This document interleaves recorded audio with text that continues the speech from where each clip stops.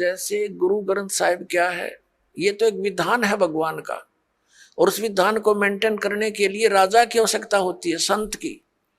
तो जैसे हमारा विधान बना के छोड़ दिया और कोई प्रधानमंत्री राष्ट्रपति कोई बने नहीं, और यूं कहे जाके इस विधान को राष्ट्रपति मान लो, तो सब आप अपनी डफली बजाओगे, वो तो सारा बात बिगड़ जाएगी।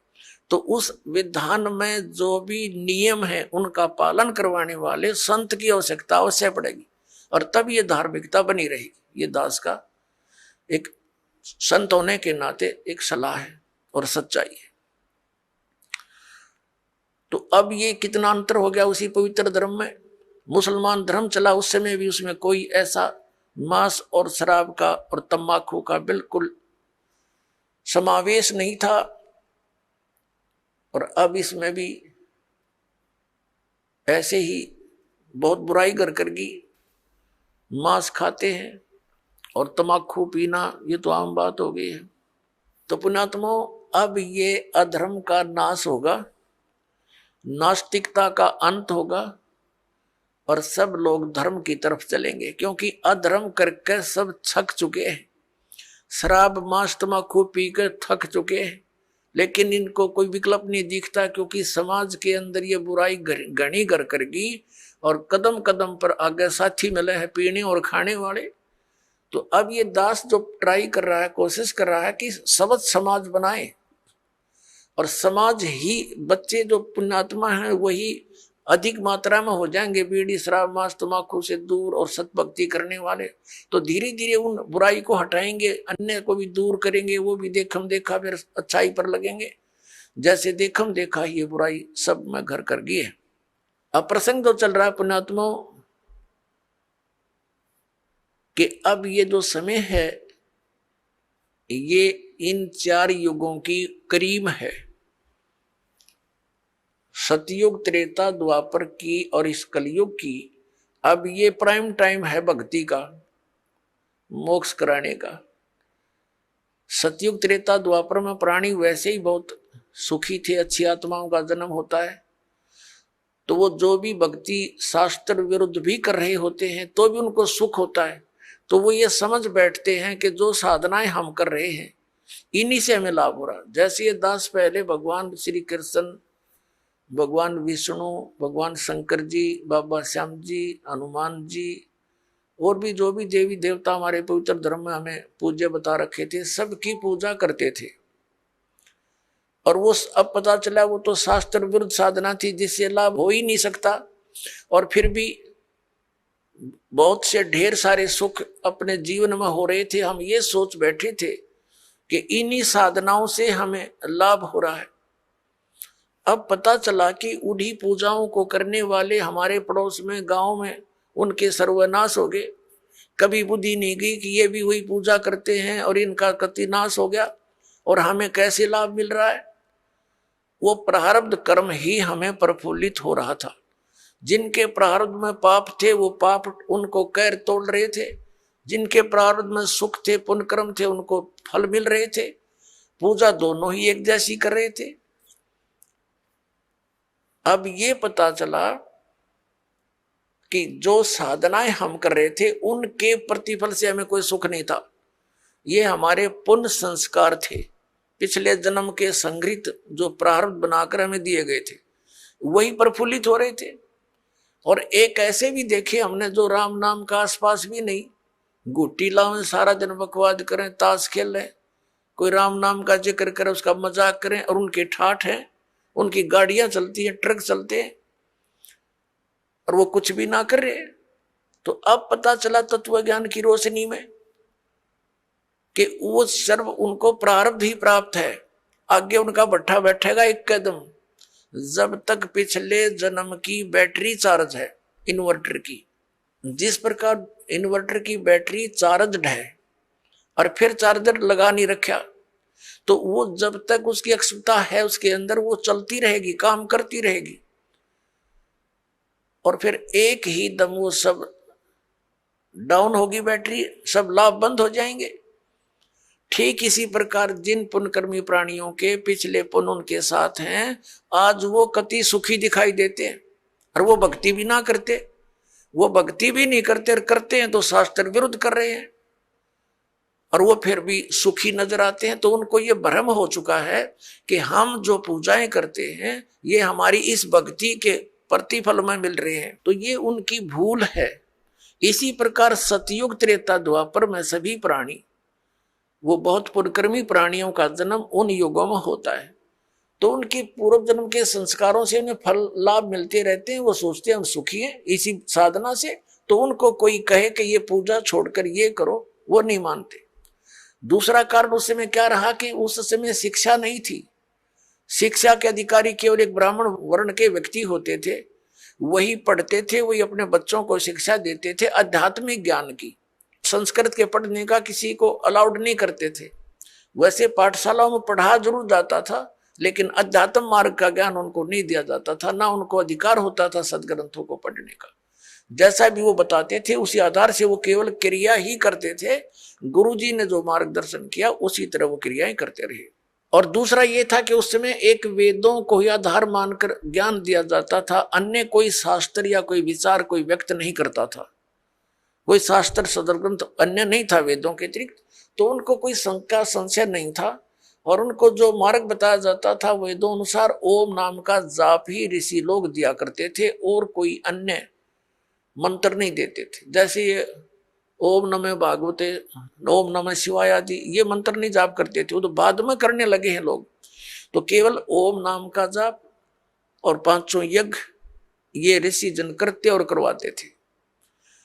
तो उस समय जो साधना वो ओम नाम का जाप और गुरु परंपरा से करते थे, उनको भविष्य की पुण्य तो एकत्रित होते थे, लेकिन लाभ उनको पिछले संस्कारों से मिल रहा होता था। ओम नाम के जाप से उनको क्या लाभ होता था? ब्रह्मलोक प्राप्ति। जैसे आपने श्री महावीर जैन जी के जीवन में बहुत बार दास ने दिखाया है, वो महापुरुष तो वेदों अनुसार साधना करते थे, जिस कारण से 80 लाख बार तो वो देवता पद को प्राप्त किया उन्होंने। और फिर कितना कैर टूटा पाप के कारण, 60 करोड़ बार गधा, 30 करोड़ बार कुत्ता और बिल्ली हाथी, पता नहीं कितनी बार उन्हें ऐसे कष्ट भोगे। तो ये विधान है यहाँ के भगवान का। तो सतयुग त्रेता द्वापर में कोई भी प्राणी परमात्मा के इस ज्ञान को ग्रहण नहीं कर सकता। कोई ये कहे कि ब्रह्म से ऊपर भगवान है, और कोई ये कहे कि श्री कृष्ण और राम से ऊपर कोई शक्ति है, विष्णु और ब्रह्मा से ऊपर शक्ति है, तो सतयुग त्रेता द्वापर में लोग नहीं मानते, क्योंकि वो स्वयं सुखी होते। और इन कलयुग में क्या है, इस काल न करी थी हेरा फेरी हमारे साथ। क्या हेरा फेरी की थी कि परमात्मा से कहा था कि जब तुम्हारा वो प्राइम टाइम आवेगा कलयुग में पार करने का, तो उससे पहले मैं अनेकों पंथ अनेकों मजहब बना दूंगा, सबको भ्रमित करवा दूंगा, मंदिर मस्जिद गुरुद्वारे और इन तीर्थों तक सीमित कर दूंगा, श्री राम कृष्ण देवता आदि पर पूर्ण दृढ़ कर दूंगा। और जब तेरा कोई संत आएगा, तेरा अवतार आएगा इस अज्ञान का नाश करने के लिए, तो उसकी कोई नहीं सुनेगा। इसलिए काल ने कलयुग का समय परमात्मा से मांगा था कि कलयुग में आप कितने ही प्राणी मुक्त करा लेना। परमात्मा को पता था, कबीर परमेश्वर जी को, कि सतयुग त्रेता द्वापर में ये प्राणी दुखी नहीं होंगे, इनके पुण्य इनके साथ रहेंगे, ये मेरे विचारों को कतई नहीं मानेंगे। और कलयुग में काल ने चाल चली थी कि इनको नास्तिक कर दूं, ये भक्ति चाहे ही नहीं, कोई आवे तो उनका संदेश वाहक परमात्मा का तो ये सुना ही नहीं। जैसे पूरा चीन नास्तिक हो गया, पूरा रूस नास्तिक हो गया। काल का ये दाव था कि भारतवर्ष को भी नास्तिक कर दूं। इसके लिए इसने कौन से कदम उठाए? पहले तो बुद्ध धर्म की शुरुआत की। बुद्ध धर्म के ऊपर परमात्मा ने दया करी, आदि शंकराचार्य को भेजकर उस बुद्ध धर्म को बंद किया और अपना धर्म चला दिया। काल भगवान ने उसको भी ग्रिप कर लिया। उसने श्री कृष्ण, श्री राम, श्री शंकर जी को सुप्रीम पावर बताकर हमारे ऊपर ये पूरी साधनाएं थोप दी, और फिर साथ में ये तीर्थों और ये धामों की पूजाओं पर लगा दिए, बंदरों की पूजाओं पर। अब परमात्मा बड़े दयालु हैं, ये भी उनका एहसान है श्री आदि शंकराचार्य जी का कि उसने हमें नास्तिक होने से बचा दिया। यदि बौद्ध धर्म भारतवर्ष में फैल जाता तो चीन जैसी दशा आज हमारी होती, हम राम नाम बोल भी नहीं सकते थे। लेकिन बात वही की वही रही, आसमान से गिरे, खजूर पर अटक गए। लेकिन इतना अवश्य रहा कि हम धार्मिकता की तरफ अग्रसर रहे। अब काल ने फिर दूसरा दाव खेला नास्तिक बनाने का। ये जितना राधा स्वामी पंथ, जय गुरुदेव पंथ, विनोद वाला, राधा स्वामी पंथ, ताराचंद वाला, और ये सच्चा सौदा सिरसा और जगमाल वाली वाला, और ये अड़क यहाँ पर निकट सी है हिसार के पास है गंगुआ, और ये ठाकुर जी, ये कृपाल सिंह जी, ये सारे एक ही कुएं का जल है। श्री शिवदयाल जी के विचारों से प्रभावित हैं, उसी के आधार से प्रचार करें। अब ये क्या करते हैं, जैसे अपने हिंदू धर्म के सबके घरों में एक जोत जला करती देसी घी की, ये तो आम देखा होगा आपने। तो इन्होंने राधा स्वामी, धन धन सतगुरु वाला ने, जय गुरुदेव वालों ने, ये ताराचंद वाला ने वह भी बंद करवा दी। कही ये जोत नहीं जलानी, हमने तो अंदर जोत जलाएंगे। बताओ, वो थोड़ा बहुत हवन यज्ञ का लाभ था, होना था, पुण्य बनना था, वो भी बंद करवा दिया। और इनका ज्ञान आपके पास है, वो कैसे वचन सुनाते हो, सतनाम, वही सतनाम है, वही सतपुरुष, वही सार शब्द, वही सार नाम, वही सचखंड, वही सतलोक, वही राधा स्वामी। ये इनकी अकल देखो। इन ज्ञान तो सब सदग्रंथों से अलग कर दिया। इनकी एक और थ्योरी है, इनके महापुरुष कहते रहे हैं कि हमने वेदों और गीता को पढ़ने की आवश्यकता नहीं, हमारा ज्ञान तो इनसे आगे का है। जो थोड़ा बहुत गीता जी को नित्य पाठ करके ज्ञान यज्ञ का लाभ मिलना था, वो बंद करवा दिया, इन ग्रंथों से नफरत करवा दी। तो ये पक्के काल के दूत थे। अब कुछ वर्षों के अंदर आप देख लेना, अगर ये नहीं इस मार्ग पर लगे तो सब नास्तिक हो जाएंगे, चीन जैसी स्थिति हो जाएगी इन लोगों की। लेकिन अब परमात्मा दया करेंगे, सबको ये ज्ञान स्वीकार करना पड़ेगा, नहीं तो इस मनुष्य जीवन को नाश करके वो बहुत कष्ट उठाएंगे जो इस ज्ञान को स्वीकार नहीं करेंगे। दास कोई उनकी बुराई में नहीं बोल रहा, इस दास को ये पता चल गया कि हम एक पिता की संतान हैं, और यहाँ का जो काल भगवान है वो नहीं चाहता कि इनको यथार्थ ज्ञान हो। सदग्रंथ हमारे पास है और गुरु हमने बना रखे। हमारे हिंदू धर्म के गुरु हमें नहीं बता पाए सदग्रंथों में क्या प्रमाण है, इसके विरुद्ध लोक वेद सुनाकर हमारा बट्ठा बैठा दिया इन्होंने। तो दास का उद्देश्य सभी पुण्यकर्मी प्राणियों से है, यही है कि आप जी सच्चाई को ग्रहण करें, पूरा अच्छी तरह जांच करें जो दास शब्द बोलता है, और फिर इस तत्व ज्ञान को ग्रहण करें और अपना कल्याण करवाएं। तो पुण्यात्माओं, प्रसंग चल रहा है कि ये वो समय है, अब इस अधर्म का नाश होगा और धर्म का विकास होगा। धर्म और धार्मिकता शास्त्र अनुकूल साधना करने से ही ऊपर उठेगी। अभी तक हम शास्त्र विधि को त्याग कर मनमाना आचरण कर रहे थे, जिस कारण से हमें भगवान से मिलने वाला लाभ नहीं प्राप्त हुआ, और हम भगवान को भूलकर फिर हम स्वयं अपना लाभ प्राप्त करने के तरीके खोज लिए। जैसे किसी को टेंशन होगी तो वो गुट्टी लगाने लग गया, शराब पीने लग गया, टेंशन खत्म करने के लिए। जो निर्धन है वो पहले संतों के पास जाते थे, परमात्मा की विधि प्राप्त करते थे, संकट निवारण के लिए भी संतों के पास जाते थे। तो उनको जो साधना बताते थे, जो सही संत होते थे, तो उनको उनसे राहत मिलती थी। तो फिर वो व्यक्ति परमात्मा पर दृढ़ रहते थे। अब हम क्या करते हैं, संतों के पास जाते हैं, वो हमें साधना विधि बताते हैं, उनके द्वारा बताई साधना विधि को हम खूब तसल्ली से करते हैं, लेकिन राहत कुछ मिलती नहीं। तो हम दूसरे के पास जाते हैं, वहां से भी इसी प्रकार उनके द्वारा बताई साधना को हम करते हैं, फिर कोई लाभ नहीं होता। तो लास्ट में फिर हम क्या सोचते हैं, स्वयं ही धनी बनना चाहते हैं।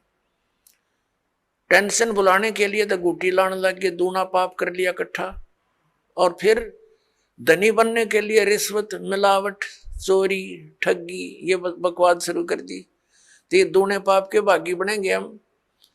उनसे लाभ तो होना ही नहीं। जैसे मान लीजिए किसी व्यक्ति ने 2 नंबर का काम करके, मिलावट करके, या 2 की वस्तु को 20-50 में बेचकर पैसा इकट्ठा भी कर लिया, तो फिर उसके साथ क्या बनेगी? या तो कोई बालक बीमार हो जाएगा, या कोई स्वयं को ऐसा रोग लग जाएगा, वो सारा पैसा भी जाएगा, और वो उस पैसे को 2 नंबर से इकट्ठे करने का जो पाप था वह उसके लिए शेष रह जाएगा। एक व्यक्ति ने बताया कि जी मैं बहुत नालायक व्यक्ति था। ऐसे मेरी कोई दुकान थी, बहुत पुराने समय की बात है, जब ये टेप रिकॉर्डर चले ही चले थे। वो कह रहा था उसका रिफल जो था इस कैसेट का, एक ऑडियो कैसेट डाली थी, टेप में चला करती, वो ला करता मैं तोल के भाव थे, और मुझे टोटल वो सारा कुछ 2 रुपए में पड़ता था। उस पर सोनी की स्टैंप लगी हुई होती थी, और उसको मैं 32-30 रुपए में बेचता था, और वो टूट जाती थी 10-5 दिन में। फिर मैं उनको धमका देता था, मैं क्या करूं, तुम्हारा इंस्ट्रूमेंट खराब होगा। अब उस टाइम तो मुझे खूब पैसा आता नजर आ था, मैं ठाठम ठाठ समझ रहा था। फिर मेरा इकलौता पुत्र रोगी हो गया, और उसके पहले तो लोकल डॉक्टरों को दिखाया, उनसे इलाज नहीं हुआ। किसी ने बताया कि वहां संत के पास जाओ, वहां जाओ, झाड़ा लगवाओ, झाड़ फूक भी साथ में दवाई भी चलती रही। फिर 1 वर्ष तो ऐसे चला, कुछ कभी राहत हो जा, कभी फिर बीमार हो जा। लास्ट में पता चला कि उसकी दोनों किडनी फेल होगी। उसके लिए ऑल इंडिया इंस्टीट्यूट दिल्ली में गए। उस समय दोनों किडनी फेल होगी, और गुर्दे बदलवाए, उसके एक गुर्दा बदलवाया। लगभग हमारा 3 लाख रुपए खर्च हो गया, 3.5 लाख के आसपास टोटल, जब से वो रोगी हुआ था। लड़का स्वस्थ हो गया, कोई बात नहीं, जो नुकसान हुआ सब्र किया। उसके विवाह की तैयारी कर रहे थे। 6 महीने के बाद, स्वस्थ होने के 6 महीने के बाद, वही लड़का बस दुर्घटना में एक्सपायर हो गया। अब टक्कर मार के रो रहा हूं। जब से ये ज्ञान सुना है उस समय मुझे वो कुकर्म याद आते हैं मेरे, कि जिस बेटे को सुखी बनाने के लिए मैंने ये ऐसे जुल्म किए थे, वो बेटा भी ना रहा और वो धन भी ना रहा। अब मैंने बताया कि अब तेरे पास क्या रहा? जो तूने पाप इकट्ठे करे थे, वो धन इकट्ठा करने में, वो तेरे पास जो कि तू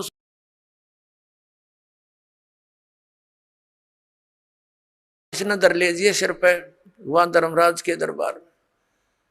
तो फिर उसने दीक्षा ली। पुण्यात्माओं, गलती इंसानों पर, बहुत भक्तों पर हो जाती है, लेकिन जब तक उसको ये पाप नाशक औषधि नहीं मिलेगी, वो पाप उसके ज्यों के त्यों रखे रहेंगे।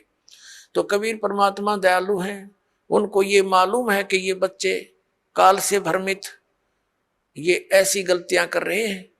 वो दयालु हैं। जैसे पुण्यात्माओं, जब तक आपको ज्ञान नहीं होता और आपने जो भी गलती कर दी वो अक्षम्य है, माफ करने योग्य है, और अब ज्ञान होने के बाद बकवाद करोगे तो फिर आपको अक्षमा नहीं होगी।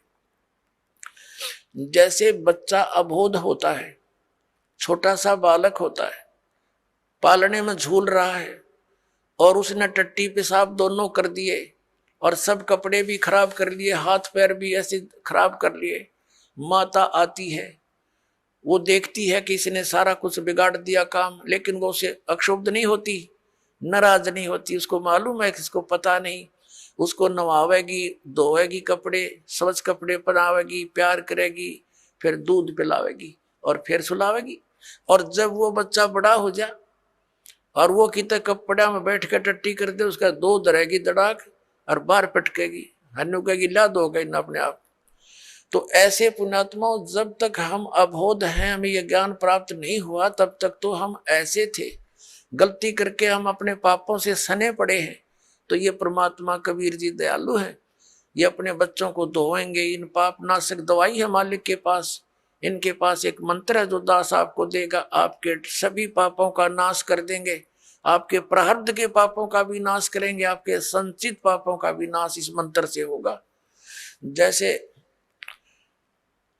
फसल में पहले खरपतवार हो जाता था तो उसका कोई विकल्प नहीं था, कुछ एक तो कसोले कस्सी से उसको थोड़ा बहुत खुरच देते थे, वो फिर भी हो जाता था। जब फसल बड़ी हो जाती थी तो उसका कोई विकल्प नहीं था, वो साथ ही पला करता था फसल के।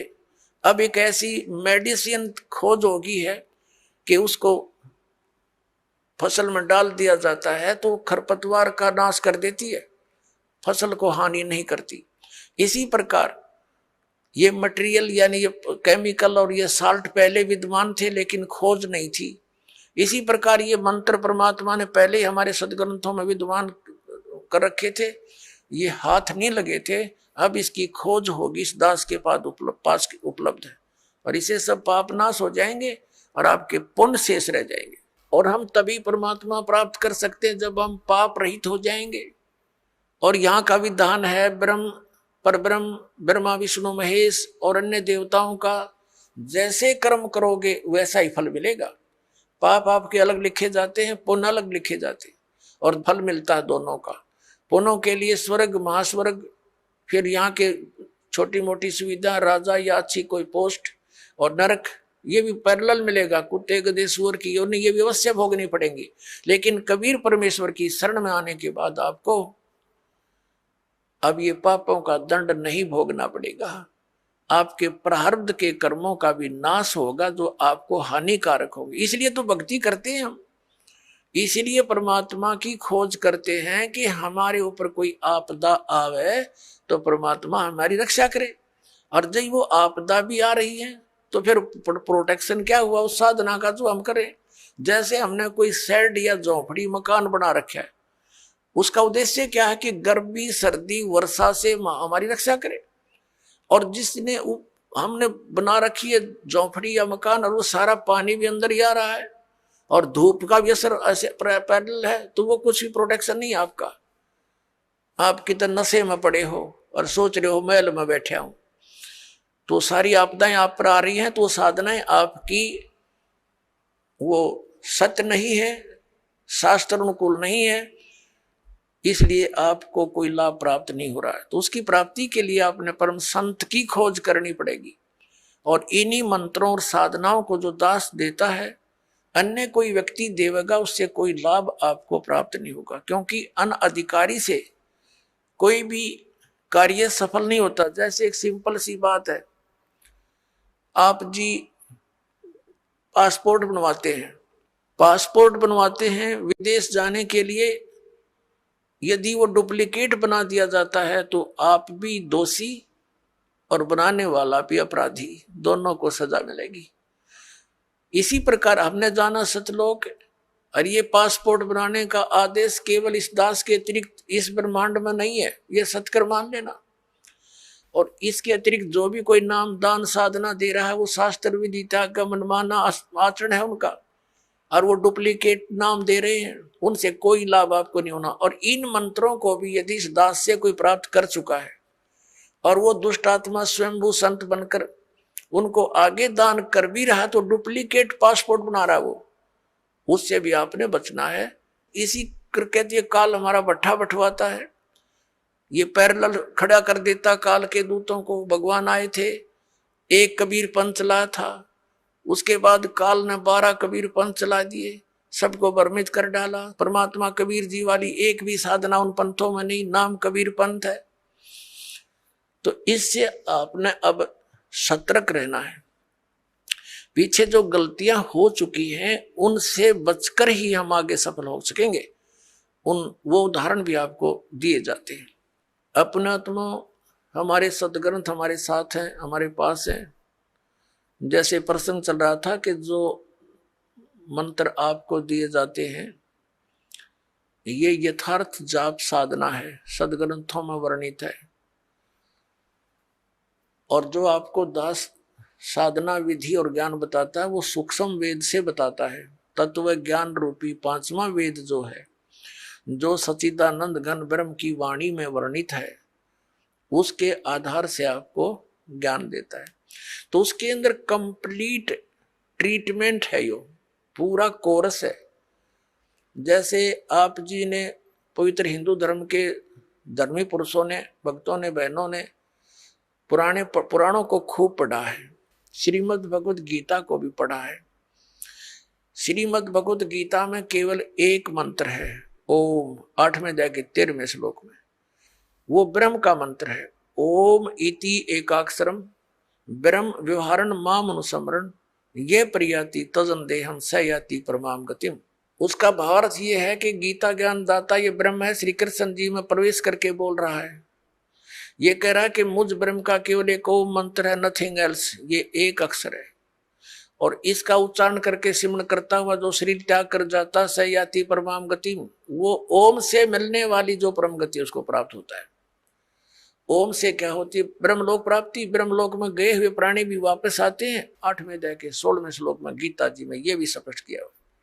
और गीता ज्ञानदाता स्वयं भी दूसरे अध्याय के 12वें श्लोक में, चौथे अध्याय के 5 और 9 श्लोक में और 10वें अध्याय के दूसरे श्लोक में कहता, अर्जुन तेरे और मेरे बहुत जन्म हो चुके, तू नहीं जानता मैं जानता। इसे सिद्ध है कि गीता ज्ञान दाता भी अविनाशी नहीं है, ये नाशवान है। तो इसके भगत भी नाशवान, जन्म मृत्यु समाप्त नहीं होगी। फिर गीता जी अध्याय नंबर 17 के श्लोक नंबर 23 में साधना का ज्ञान है। 3 मंत्र बताए हैं। ओम तत्सत इति निर्देश ब्रह्मण त्रिविधि समर्थ है, यानी सचिदानंद घन ब्रह्म, उस परम अक्षर ब्रह्म की प्राप्ति के लिए ये 3 मंत्र की मजदूरी है, साधना है। अपने आत्मा और कोई मंत्र इसमें जाप नहीं। तीसरे अध्याय के 10 से लेकर 15 तक श्लोकों में गीता जी में यज्ञों की जानकारी दी है, विधि नहीं बताई है, यज्ञों का लाभ बताया है। तो ये सब सारा कुछ कंप्लीट जो कोर्स आपको दिया गया है, ये कहाँ लिखा है? ये सूक्ष्म वेद में लिखा है। पुराणों के अंदर आप जी पढ़ते हो, कहीं पर हरियम नाम है, कहीं पर किलम नाम लिखा है, कहीं पर श्रम लिखा है। ये कहीं कोई जाप करने का बताया, कहीं ने किसी ने कुछ बताया। तो परमात्मा ने आकर के सतयुग के प्रथम चरण में ब्रह्मा जी आदि कईयों को मिले थे, वो महापुरुषों को मिलते हैं, उनका गुण है। तो उनको ये कंप्लीट प्रथम मंत्र देने की, बताने की चेष्टा की थी। तो उन्होंने उनको स्वीकार ना करके उस में से अपने अपने स्वार्थवश मंत्र निकाल लिए और उनकी साधना शुरू कर दी। और ये ऐसे जो मंत्र हैं, स्ट्रॉन्ग मंत्र हैं, इनके जाप से शीघ्र ही लाभ प्राप्त हो जाता है। जैसे एक बार ये दास एक शहर में पाठ कर रहे थे, पर गांव गांव में, घर घर, नगर नगर में जाते थे हम, श्रद्धालुओं के 3 दिन पाठ करते थे, सत्संग सुनाते थे, सब परिवार को बिठाकर समझाया करते थे। तो उनका एक पड़ोसी था, उसको बुला लिया, कहा जो आप भी सत्संग सुन लो, ज्ञान सुनो। सत्संग सुनने के बाद वो पास में आकर बैठ गया। 5-7 भगत थे। वो कहने लगा, जी मुझे तो वो मंत्र दे दे जिसमें नरी माया माया इकट्ठी हो, और नहीं चाहिए हमने कोई भी, मोक्ष मास की मुझे जरूरत नहीं। तो ये इस टाइप के व्यक्ति हैं। वो उन्होंने ऐसा ही कर लिया पहले, जैसे एक मंत्र सिलेक्ट कर लिया, किलम, इसकी साधना करी, इसे सिद्धियां आ गई। उस सिद्धि एक हल्दी की गांठ प्राप्त करके पंसारी बन गए, कर लिया ना सपना भी। फिर किसी ने दूसरा मंत्र शुरू कर दिया, श्रम श्रम करेंगे, तो उससे ये दुर्गा का मंत्र है, इससे शक्ति माया की सिद्धि हो जाती है, छोटा मोटा कार्य सिद्ध हो गया, फिर चौड़ चपट। तो ऐसे यू काम बिगाड़ रखा था। अब ये कंप्लीट कोर्स आपको दिया गया है, इसको ऐसे ही करना पड़ेगा। क्योंकि यदि हम एक सूंठ खाएंगे, सौंठ, तो वो सौंठ का ही गुण देगी, और उसको अन्य औषधियों के साथ मिलाकर प्रयोग किया जाएगा तो उसका गुण बदल जाता है।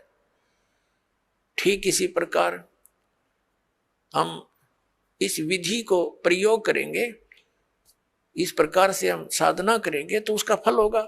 जैसे आज प्रसंग चला था कि प्रथम मंत्र भी आपको दिए जाते हैं, और सतनाम के अंदर भी उन्हीं मंत्रों का कुछ समावेश है। तो कुछ भोली आत्मा ये भ्रमित हो जाते हैं कि बताओ वो नाम भी उधर भी वही है, उलट पुलट करके यहाँ दे रखे। इनमें बहुत अंतर होता है। जैसे एक आयुर्वेद में लिखा है कि शहद और घी को यदि समान मात्रा में मिला दिया जाए तो विष बन जाता है, और उसको विषम मात्रा में बनाया जाए तो वो अमृत बन जाता है। जैसे 2 चम्मच शहद और 1 चम्मच घी डाल दिया तो अमृत बन गया, और दोनों 1-1 चम्मच मिला के खा लिया तो विष का काम करता है। तो इसी प्रकार वैद को पता होता है कौन सी औषधि किस प्रकार मिलाने से ये गुण युक्त होती है। तो ये दास इस अध्यात्म मार्ग का वैद है।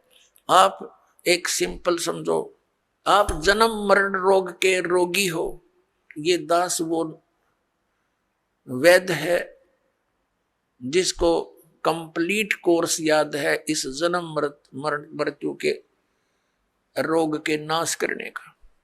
और आज तक या तो भगवान को ज्ञान था या परमात्मा जिन महापुरुषों को मिले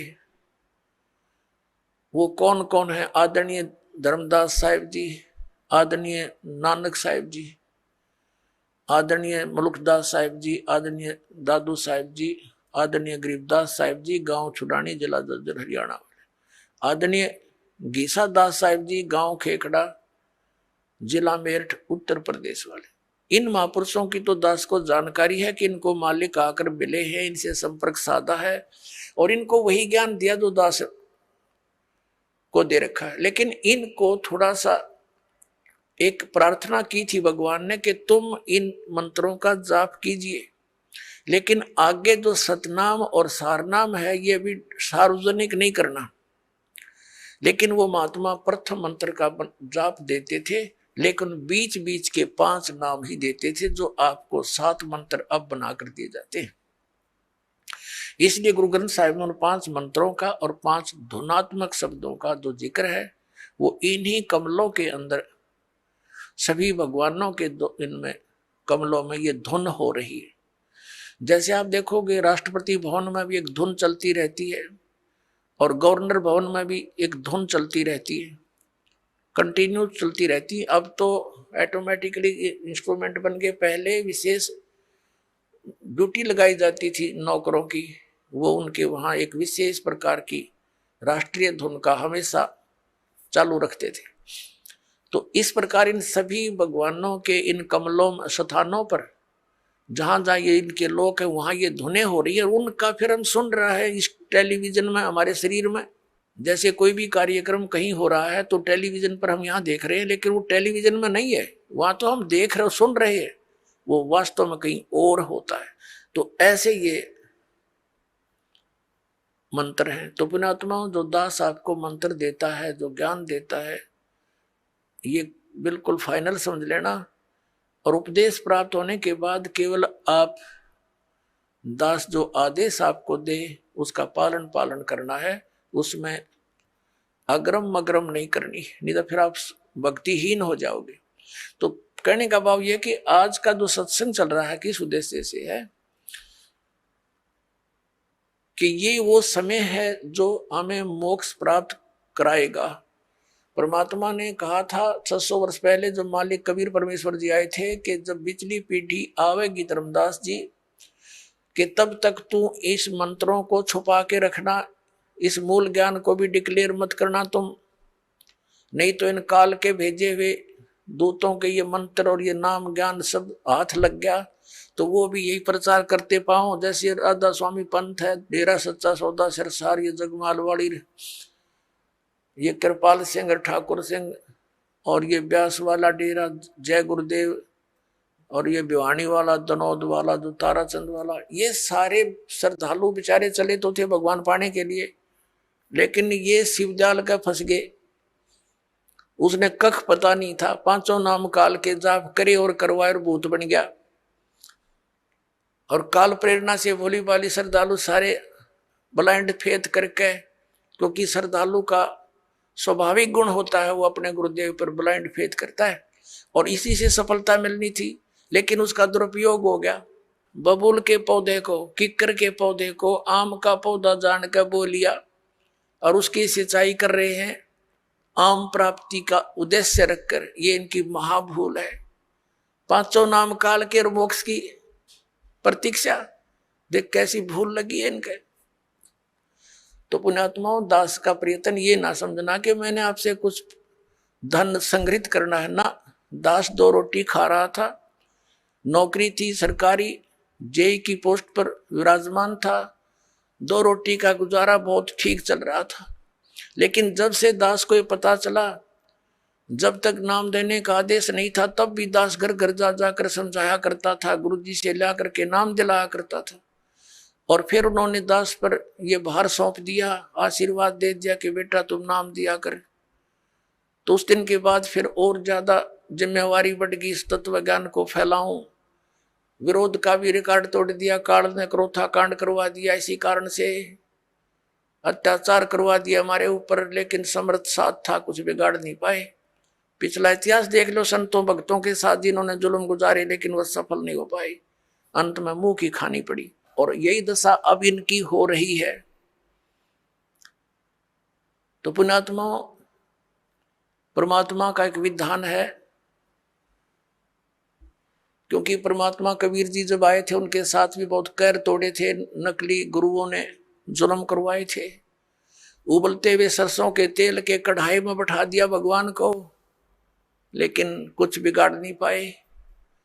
झेरे कुएं में डालकर ऊपर से कंकर पत्थरों से भर दिया, परमात्मा बाहर बैठे पाए। कारण क्या था? वो यही ज्ञान दिया करता जो दास आज उन्हीं का दिया हुआ आपके रूबरू कर रहा है। आज आपको क्यों स्वीकार्य हो गया? क्योंकि आप शिक्षित हैं और प्रमाण आपके समक्ष हैं। ये इंस्ट्रूमेंट, ये इंटरनेट, ये प्रोजेक्टर, ये चैनल मालिक ने आपके लिए बनवाए ना। जीव सत्र की सोच नहीं है, ये इस तरह के इंस्ट्रूमेंट बना ले। ये पहले ना बढ़ाए, आज तो 100 साल पहले कहाँ थे ये? वही मनुष्य थे। अरे इन तो अच्छे बुद्धिमान और बहुत अच्छे नेक आत्मा थी। अब परमात्मा ने ये बुद्धि दी है ताकि मेरे बच्चे घर बैठे देख सके प्रमाणों को, और पहले शिक्षित किया आपको कि इन भ्रमित करने वाले काल के दूतों से तुम स्वयं सतर्क होकर के देखो इन सदग्रंथों को, ये क्या बता रहे हैं। इन्हीं की साक्षी लेकर के ये आपको इसके विपरीत ज्ञान दे रहे हैं। तो आज इसलिए हम सब, उसके बिना ये कदम भी नहीं चल सकते हम इसे घोर कलयुग में। और आज हम कितने सफल हो रहे हैं, क्योंकि हमारा ज्ञान सच्चा है, हमारा भगवान सच्चा है, और हम सत्य के ऊपर संघर्ष कर रहे हैं।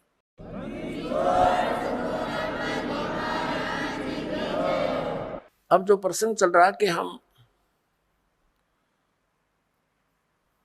परमात्मा की भक्ति, परमात्मा की प्राप्ति के लिए ट्राई कर रहे हैं, लेकिन शास्त्र विधि त्याग का मनमाना आचरण करके हम वहीं के वहीं खड़े हैं। हमारा हर तरह से गिरावट में आ गए, हम हमारे विचार गिरावट में आ गए, हमारी क्रियाओं में बहुत अंतर हो गया। सराउंडिंग का क्षेत्र हम देखते हैं, जहां भी देखते हैं हमारे बच्चे जो उपदेश लेकर जाते हैं, क्योंकि इन्होंने तो सब बुराई छोड़नी है, तो घर में, पड़ोस में, रिश्तेदारी में, सब जगह वही बुराइयां ग्रस्त हैं। बीड़ी, शराब, मांस, तमाकू, माया जोड़न की चर्चा, दूसरा ज्ञान नहीं। तो पुण्यात्माओं, कुछ दिनों के बाद हमारी संख्या बढ़ती जाएगी। जब हमारी संख्या बढ़ेगी तो बुराई वाले लोग शर्माने लग जाएंगे। उनको अब तो कोई शर्म नहीं रही, बाप बेटा इकट्ठे बैठ कर दारू पीवे, बता शर्म रही? फिर छोटे छोटे बच्चे भी धिक्कारेंगे, कोई रिश्तेदार भी आ जाएगा, आप क्या पी रहे हो, ये कोई शराब पीने की चीज है? इसके कहते हैं मदरा पीवे कड़वा पानी, 70 जन्म कुत्ते के जानी। इस तरह के प्रमाण दिया करेंगे हमारे बच्चे। कहते हैं सुरापान मदमासा हारी गमन करे भोग पर नारी, 70 जन्म कटेंगे शीशम, साक्षी साहेब है जगदीशम। और परमात्मा कहते हैं 100 नारी जारी करे सुरापान 100 बार, एक जन्म हुक्का भर दे वो डूबे काली धार। ये तमाकू के अंदर इतना दोष है कि एक पर स्त्री गमन करने वाले का 70 जन्म तक अंधा हो डोले, पर द्वारा स्त्री का खोला 70 जन्म अंधा हो डोले। सुरापान मदमासा हारी, और जो गमन करें भोगे पर नारी, 70 जन्म कटेंगे शीशम, साक्षी साहेब है जगदीशम। जो ऐसे पाप करेंगे उनके 70 जन्म तो लगातार वो बलि के बकरे बनेंगे। परमात्मा ने कहा कि 100 नारी जारी करे, एक पर स्त्री गमन करने का क्या बताया है कि 70 जन्म तो अंधा होकर धक्के खावे, और फिर 70 जन्म वो बलि का बकरा बनकर गल कटवावे। कितना घोर पाप है। और फिर कहते हैं ऐसे ऐसे 100 नारी जारी करे 100 सुरापान 100 बार। एक बार सुरापान करने का कितना पाप है? मदरा पीवे कड़वा पानी और 70 जन्म कुत्ते के जानी। जो मदरा एक बार भी पीते हैं 70 जन्म कुत्ते के होंगे। जैसे आप इस मारीची जी के जो महावीर जैन के जीव की कथा सुनते हो 60 करोड़ बार गधा 30 करोड़ बार कुत्ता, तो ये इन्हीं दोषों के प्रतिफल में बनते हैं। तो हम गलतियां कर जाते हैं किसी जन्म में, फिर वो लिखे जाते हैं, इकट्ठे होते हैं, फिर वो भोगने पड़ते हैं। तो क्या बताया है? मदरा पीवे कड़वा पानी, शराब पीता है जो 70 जन्म कुत्ते के जानी। आज तक किट्टी पाक रहा गुट्टी ला के होटलों में बैठ के मौज मार रहा, फिर कुत्ता बन के गंदी नाली के जल को पिया करेगा। ले अब तेरी मदरा ये बन गई, मदरा पीवे कड़वा पानी 70 जन्म कुत्ते के जानी। और फिर क्या बताते हैं? पर द्वारा स्त्री का खोले 70 जन्म अंधा हो डोले। फिर क्या बताते हैं? 100 नारी जारी करे, जो 100 नारी पर नारी भोगेगा उसको कितना घोर पाप होगा। और सुरापान 100 बार, एक बार सुरापान यानी शराब पीने का कितना दोष है अभी आपको बता दिया। ऐसा 100 बार कर ले और एक चलम हुक्का भर दे, पीने वाले का तो गर्क बेड़ा है ही, एक हुक्का भर के देने वाले को इतना पाप लगेगा।